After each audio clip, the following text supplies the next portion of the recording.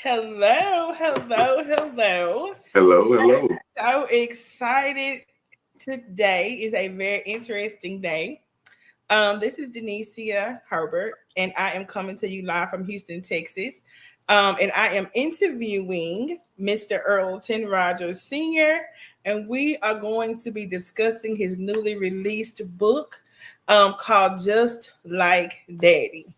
Now, now behind this in the studio, I was just telling Mr. Rogers that I am going to be 49 years old next month, and this is literally my first time reading a book that was not a church book, right? Right. And when I say, I have got to say up front before we even get started that I could not stop reading. I could not, it's kind of like watching a series where, now that we got live streaming, you can just kind of, you don't have to wait till next week. So I was just like, oh my God, I think I read that whole book. Oh, I think I actually read it before I actually edited it. Okay. Because I was just like, oh my God, like, wait, I gotta see what's gonna happen next. But we're not gonna go there yet. But I just have to say up front that yeah, I'm a fan. I'm a fan. Thank you very much. I appreciate that. Yeah, I've been missing out. I've been missing out on some things. Like, wow, okay. But so like I said, we are here. Like I said, we are spilling the tea with SGP, and our goal is to literally motivate, encourage, and support our authors on the rise. And so, like I said, Mr. Rogers is a first-time author. And so we are definitely excited about that. And so I want to give him the opportunity to introduce himself and to just give the people a little feedback, about where you're from, what you do, and then we're gonna jump into the book. All right. Thank you very much. And I appreciate you for giving me this opportunity. My name is Earlton Rogers Sr. I'm from a small town called Orange, Texas. It's about 2 hours from you in Houston. And we border Louisiana if you come in eastbound. So I was born and raised here, went to school here, graduated from West Orange Stark High School, and went to college in Nacogdoches, Texas, which is Stephen F. Austin State University. And I did a little time there, and ended up coming home and getting a job, getting married, establishing a family, and went to work, and just doing things that I really wanted to do. And writing a book is one thing that I always wanted to do. I just took the time to take advantage of it while I had the time. Right. Okay. Like I had to say, my family is actually, my grandparents are from Nacogdoches, and Okay. so hey, so that's interesting to know some good people out of Wait, is it Nacogdoches or Natchitoches? I always get that confused. I think Natchitoches is in Louisiana. I think it's Nacogdoches in Texas. Okay, because I always wonder. Okay, thank you for clarifying that. But yes, so okay, so Mr. Rogers has introduced. Ooh, what do you want me to call you, Mr. Rogers? Or you want me to call you Earlton? You can call me Earlton. That's fine. Okay, so thank you for clarifying that. And so my curiosity right now is, where did this title come from? The title, it came. At first, I was going to write about me and my sons at first, and just the things that they go through coming up underneath me and my shadow. And it's like, sometimes your sons want to be just like their father, or sometimes they don't want to be like their father. So that's where the title came from. Okay, and so when did you know? I know that you said that you've always wanted to write. So when did you, if you can think back, to maybe, was it childhood, teenager, like was English your thing, or did you have a thing in high school? Like what kind of motivated you to say that you wanted to actually be an author? Actually, over time, I started becoming an avid reader, and I was reading a lot, and I was reading at work, at home. I picked up a fondness for reading, so I would read a lot of books, and I guess I'm in a bad position now because I'm so critical when I'm reading. Like, I don't like books that are predictable and that don't end well. So I'm like, man, I wouldn't have ended the book like that. I probably would have did this. So I said, let me try it and see, if I can make a book that is not predictable and is pleasing to readers. Okay. Well, I can honestly say that I can say that you definitely conquered that. And so what year, or like, so was this like, when did you actually decide that I'm going to sit down and I'm going to just push this book out? Probably it was before COVID, so I'll probably say like in 2019. Okay.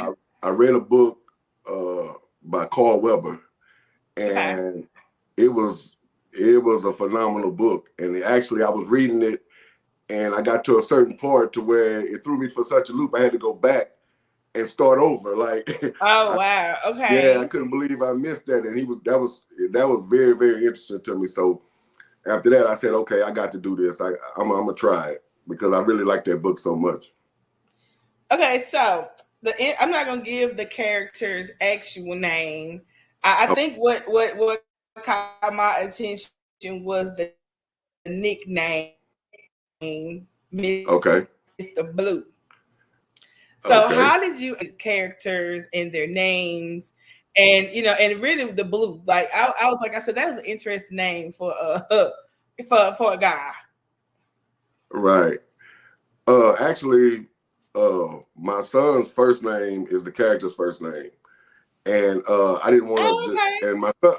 And my son, we call him BJ. He doesn't like to be called by his first name, so Okay. I think the character probably wouldn't like to be called by that either because he's a junior also. Oh, So that's right. kind of Yes. paired it up. Okay. Yeah, so I had to have him a nickname, just like my son wanted to be called a nickname. So that's why I came up with that from.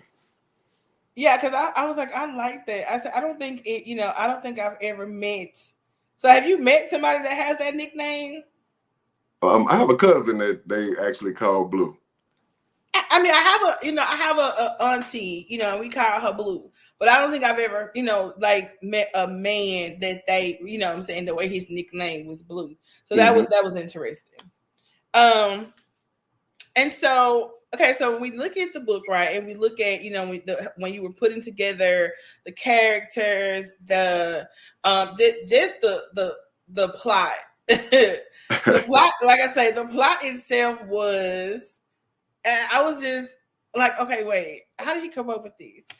And so when you were actually like writing the book, how was it a struggle, to kind of put everything together to where it flowed? Because that was one thing that I was intrigued with, was that I didn't have to try to figure nothing out. Like, oh, how when you're reading a book, you got to start, be like, wait, what? Right. But everything, just kind of, flowed. And, and like I say, it went from one thing to the next. And so I guess my question is, do you think that you've always had like a very imaginative mind? Because it would take an imaginative mind, to be able to be able to create to where it just flows and it keeps you, the plot keeps you going. So have you always had an imaginative mind, or you think it has come with being an avid reader? Oh, I've always had an imaginative mind. I have a vivid imagination, and also I have so many relationships with so many different people. I just took different characteristics of their personalities to make different characters. And as far as the flow, I would write something that I would think that was interesting in one chapter, and I might not write another chapter for a week or two. Okay. I just let it sit in, and then I go back and read it and say, well, what would I want to happen next, or what would probably happen next, and I would just go from there. And I would do that all the time. That's why it took a long time for me to write this book, because I would just let it marinate for a minute and then pick it back up like 2 weeks later and like, what did I write? And then go from there. Got it. So what was the total time frame that it took you to write the book? Actually, with COVID and all the things happening I was affected by a lot of major hurricanes and stuff down here in this area. So it took me about 5 years actually to write it. Wow. Okay. Yeah, I had to stop and regroup as far as my home life and my job COVID affected a lot of people, you know, so I had to stop for a while and get myself together and then go back to it. Got it. Okay. And so one thing, I was thinking about even when you contacted me about publishing the book, because again, there are a lot of men that write books, so I don't want to make it seem like, that it's not.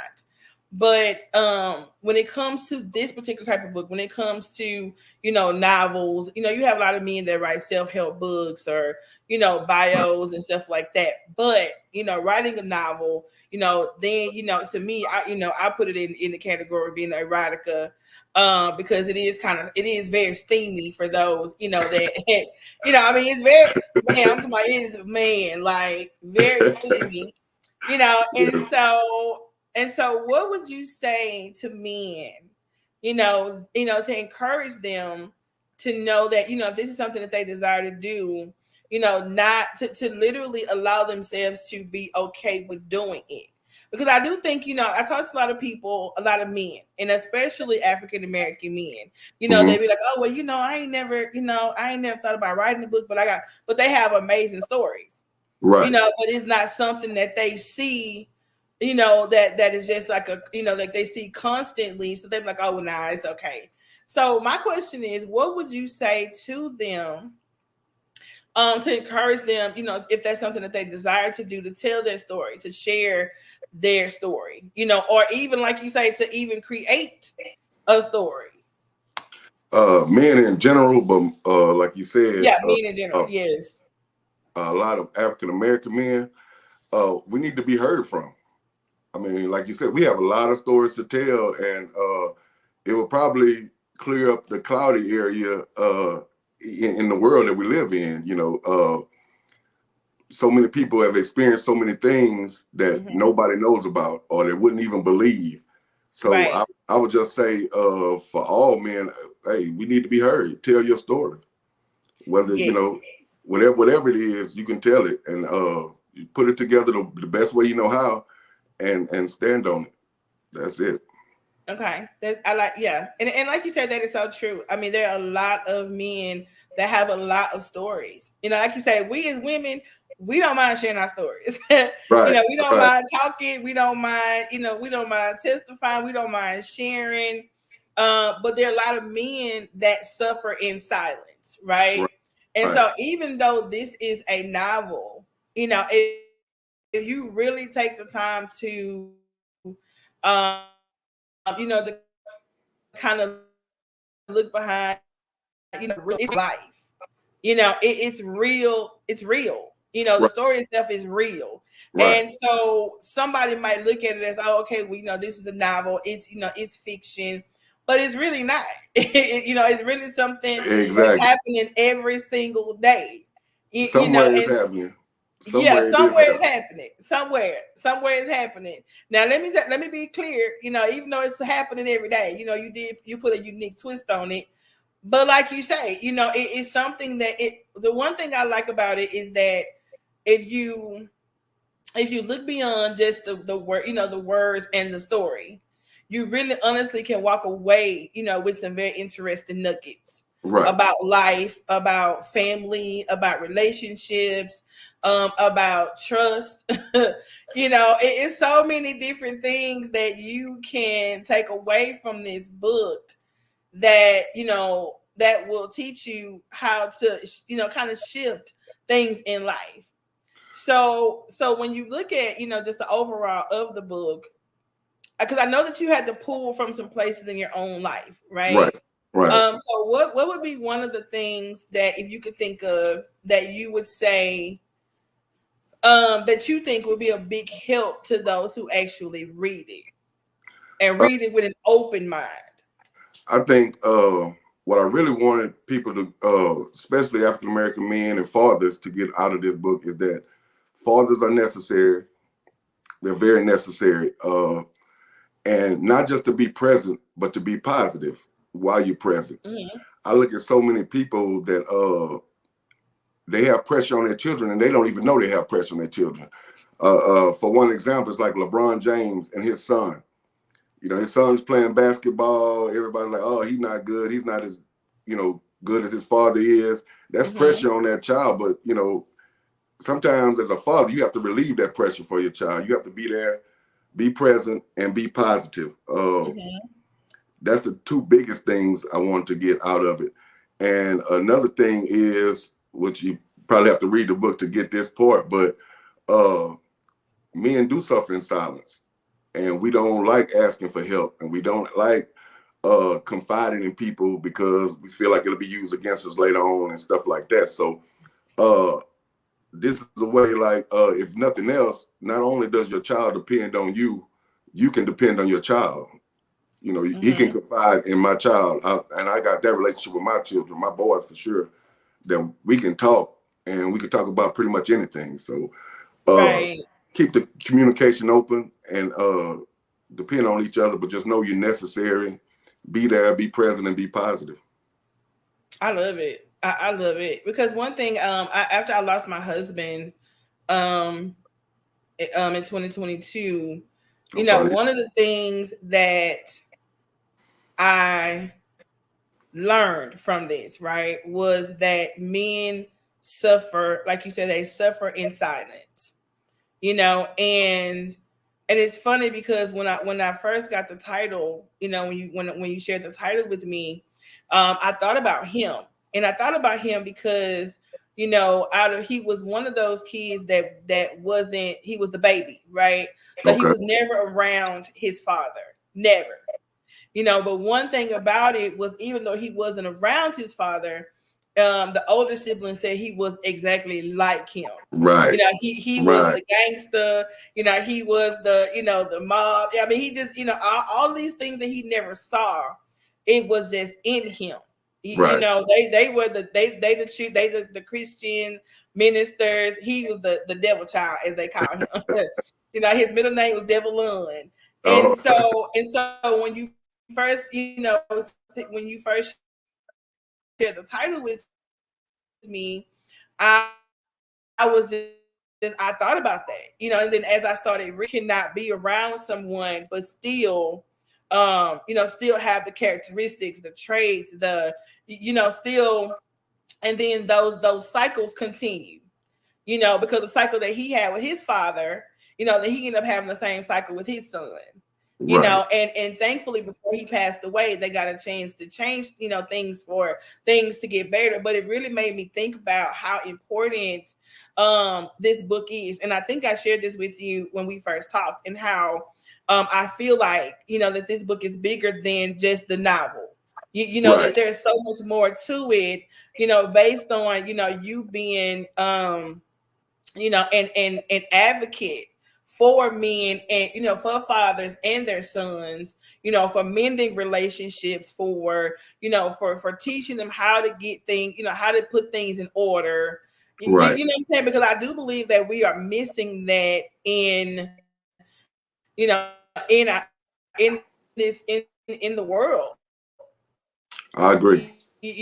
You know, we're because of hurt, because of pain, because of trauma. You know what I'm saying? So there's so many things that's going on in the world. You know, that it takes strong men that are able to be humble at the same time.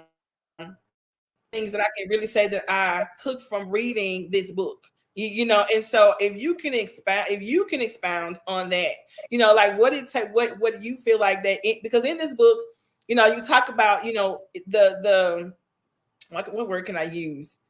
The type of man, you know, that Blue's father was, you know, him being a man, you know, with money and prestige and things of that nature. And most of the time, men like that, you know, they have to put on a hard exterior, you know. And so in your thoughts, you know, how do you have that hard exterior, but then still be, you know, a gentle giant, as gentle at the same time?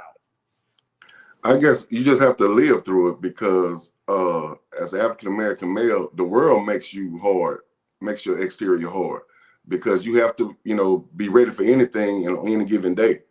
So you have to find a happy medium when you're dealing with your children, and that's with girls or boys. You just have to find out who they are. You got to find out their own personalities.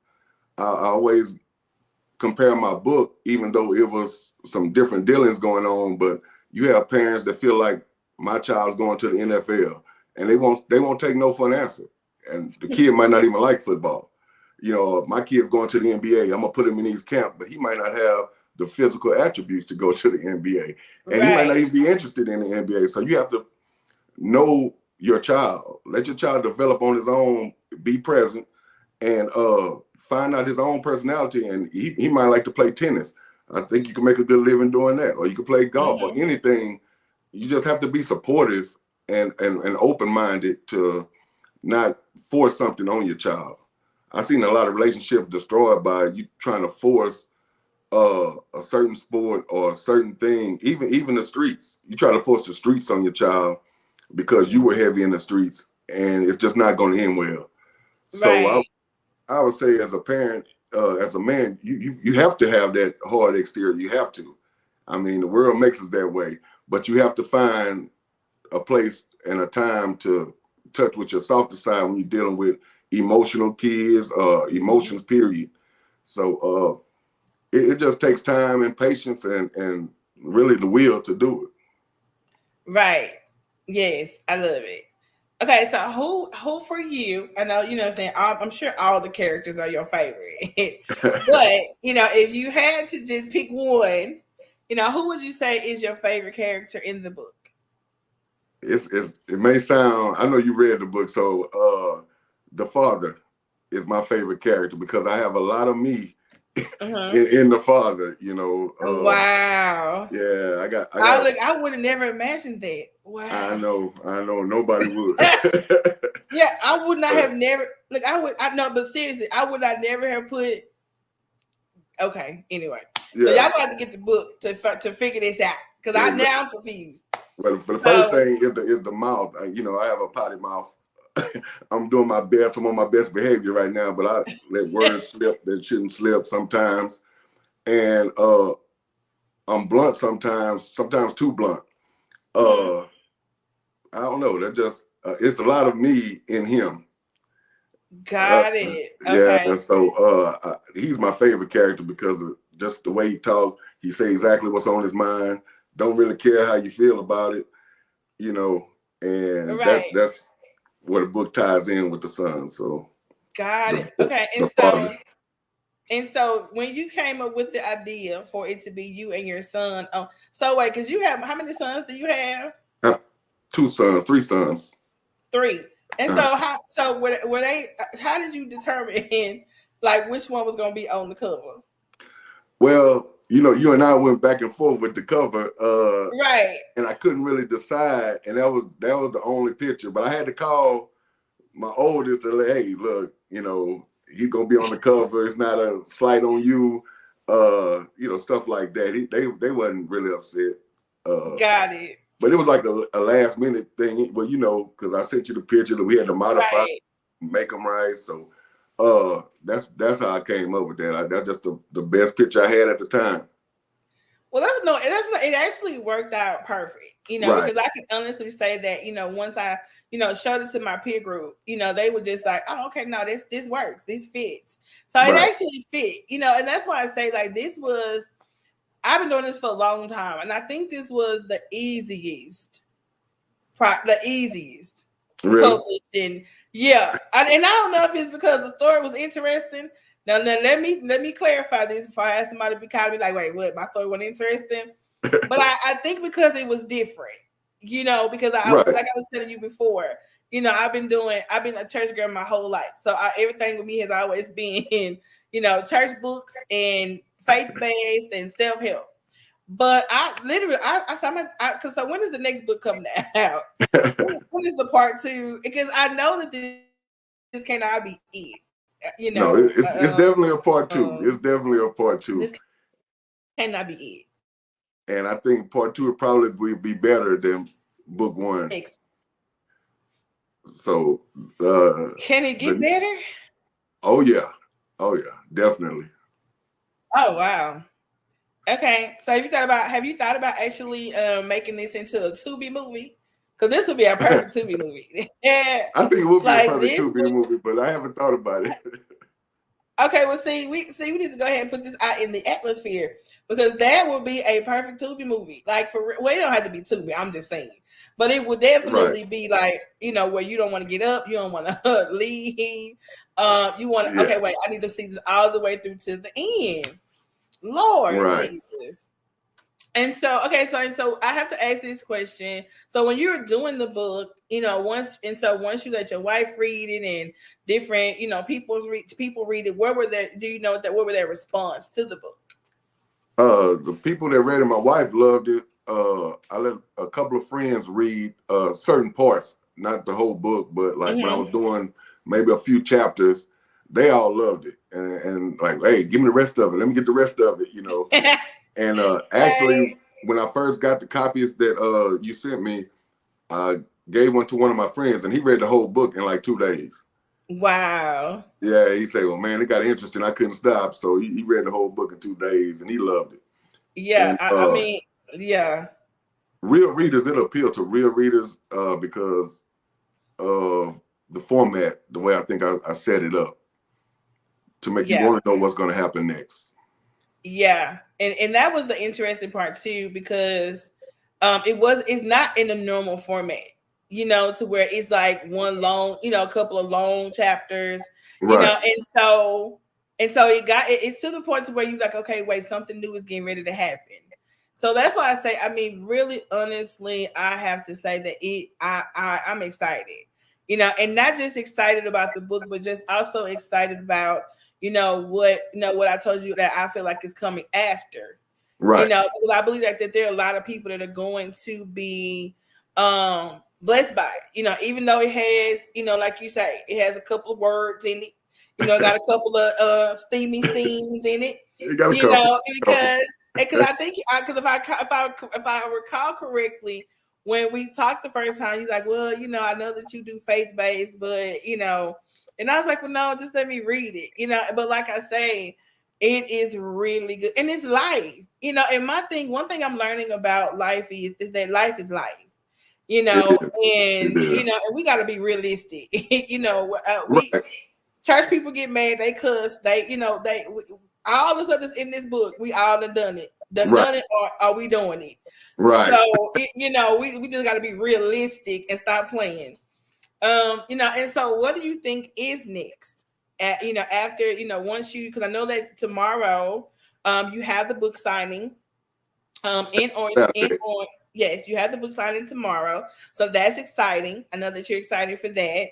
And so after the book signing, and I know you got a couple of others that you're planning. What's next for Mr. Rogers? Uh, the rest of this year, I really want to concentrate on this book. I have Okay. a few more signings, and I want to do a few more. Like I want to do one in Houston. I've almost confirmed one in Dallas, Okay. somewhere in Louisiana and Atlanta. I want to do, and then just go from there. I'm trying to get it out on different platforms, and just to see where it'll go from here. And then at the end of the year, I can look back and see where I am, and then if it's time for part two, it'll come out. I have a couple of books under my belt right now, waiting just so. Hey, look, I am truly excited about, like I said, about what's next. And so I would say just give them just a little teaser about the plot. Just a little, not a lot, just a little, just to make them want to, just whet their appetite a little bit. On this book right here, Yes. uh, if I could give a teaser, I would say um, relationships matter, because in the book you have the son and father's relationship, the best friend's relationship, the neighbor's relationship, and the female's relationship. So the plot twists are really relationship based. So things that you wouldn't think certain people would do, you find out that they will. And I think that, like you said, that happens in life. and I think I put them in the right places. The plot twist. Yeah, especially with the neighbor, and I mean the neighbor, man, the letter from the mama. Oh my God, Right, like right. yeah, the letter from the mother. I mean, it just. Yeah, you have to get the book. And that's what I said. I didn't really want to just go into it. I wanted to really kind of, just give some some nuggets, but really let the people get to know you as the author, and again, like I say, you being a man, an African American man, and just, and then just let it be a motivating factor, for those, who are sitting back and saying, man, I really want to do this, but I don't know what it looks like. I've had And a so lot of people tell me, "Oh man, you wrote a book. I got a book in my head. I want to get out, and I have something to say." And I just tell them, say it, put it out there. You'll yes, feel better if you don't sell one book. If you only sell one book, you still feel good about it. yes, yeah, because like you say, because a lot of times, like you say, the stories that they're telling is a lot of trauma, Right, and people don't realize that books they're healing. The words are healing. And then you've been able to hear somebody else's story and be like, oh, well, you know what, my story ain't that bad right, right, compared to, what I'm saying, compared to somebody else's story. My story is not that bad. So right. I can, I can lift myself up and and keep on going here and the live.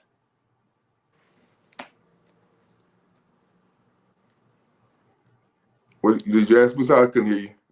It broke up a little bit. Yeah, no, I think you cut out. No, I said, is there anything else that you want to share with the audience? No, that's it. That's it. Really, if you I go out think and it get the froze. book, I'm froze.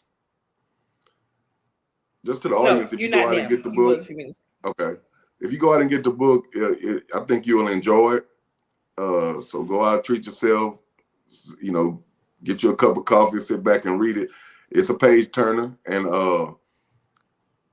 like I said, part two probably will be better than this one because I'll be able to take my time and really flow with it instead of stopping and taking so many years to finish. Right. And so let them know where they can get the book, as far Uh, as them, as far as them locating you on your Facebook, um, the um, the web page that they can be able to get the book, and it is also located on Amazon in the Kindle version as well. right, on Amazon, the Kindle. I have Mhm. my Facebook page, and I have a Just Like Daddy Facebook page with all the links that you can click on. Yes. I believe. Well, I made a TikTok. I'm new to that. Okay. Yeah, so Okay. I have the link on TikTok as well, and it's BIGGE_89 for all of my social media for Instagram and TikTok. Okay. Okay. Oh, and I gotta say this because I be over here, when you be sharing the pictures of the barbecue. Oh yeah. So yeah, so go and shout out about the barbecue Oh yeah. and where they can get it at. They can take that 2 hours wherever they at. Because I mean, when I say I be over here, because I am a barbecue person, I will eat barbecue 24 hours a day, 7 days a week, and I'll be over here like, Lord Jesus, why? Because here in Houston is not a lot. Okay, well, let me not say that. Well, no, I'm gonna say it anyway. It's not a whole bunch of good, barbecue places like it used to be back in the day. Right. And I'll be over here like, Lord, why does that look so? It just be looking so neat and just so together. So tell them about the barbecue, about the barbecue business and how they can, what days and all Okay. that good stuff. Shout out about the business. I own a barbecue restaurant, Big E's Barbecue. It's in Orange, Texas, 102 Green Avenue. It's the last exit in Orange. If you take the last exit at Simmons Drive, it'll take you right to my restaurant. Sell a barbecue, chicken, rib, brisket, specialize in a homemade link. We sell the stuffed potatoes, all that kind of stuff. And we're open Tuesday through Friday, 11 to 5 right now. Uh, Okay. Later hours are coming. I just finished my drive-through, so I probably have later hours just for the drive-through only later on. But as for right now, it's open Tuesday through Friday, 11 to 5. Come see me if you want some good barbecue. Man, I was like, look, I was telling my friend, I was like, man. So wait, are y'all having barbecue for the book signing? I think so. I think Wait, so. My wait a wife is getting minute. that together. My wife is getting that together. So I know we probably have boudin for sure. Oh, And well, I'm see, not sure what else we have. see, I'm gonna have to go ahead and make that 2 hour drive. So, Come on down. Come on down. well, that's what I say. This was definitely one interview that I was waiting to have. Like I said, so excited about the outcome, so excited about the finished product, and and like I say, just being able to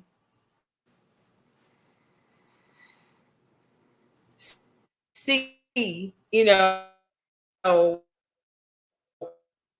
thing like I was saying, I just had a burden, just God put a burden on me for just men, and men hurting, and being in pain, and and not having an outlet, Right. and so I'm really excited about that you doing this, and and just creating an outlet, to where people can see positiveness, and see positivity, and know that anybody can do it, if they put their Right. mind to it. If you put your mind to it, you can do it.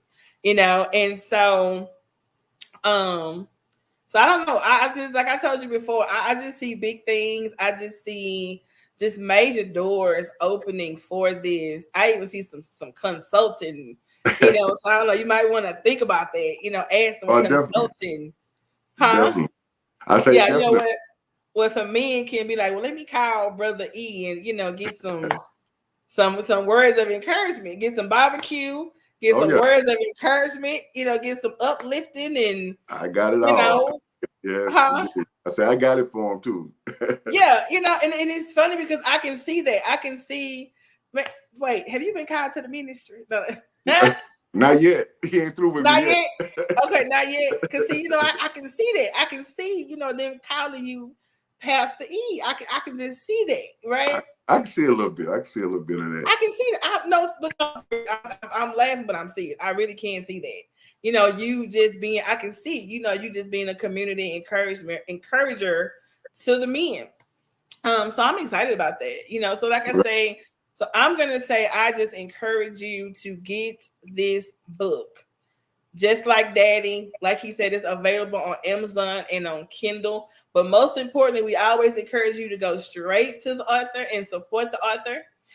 Get it from him, from him. Like he said, you can go to Facebook.